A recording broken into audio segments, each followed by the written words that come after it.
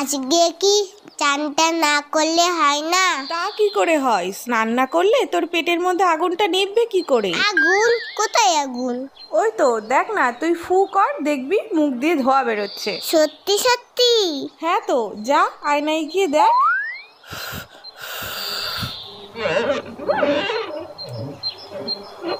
ওরে বাবা রে, পেটে আগুন ধরে গেল তো। শিগগিরই যাই, চানটা করে নি। ও মা, গরম জল দাও তো, স্নানটা করে নি। এই মুখটা ঢালবো? না না, পরেরটাই ঢালবো কোনি। ঠান্ডা ঠান্ডা কুলকুল, চান করতে আসাটাই ভুল। এই তো পেয়েছি, আগে তোদের চান করাই, না হলে তোদের পেটে আগুন লেগে যাবে, তখন বুঝবি ঠেলা। এই জায়গাটা একটু জল দিই তো।